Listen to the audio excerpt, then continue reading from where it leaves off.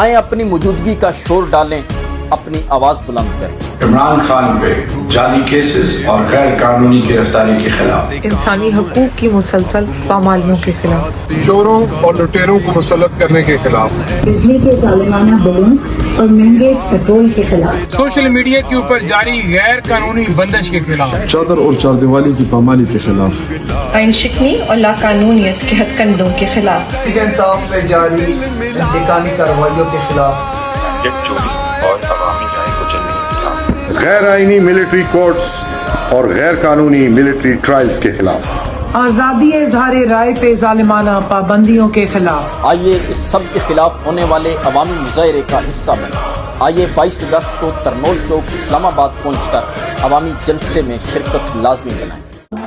آپ نے سب مجھے بتانا ہے کہ آپ اپنے کپتان کو ہارنے نہیں دیں گے۔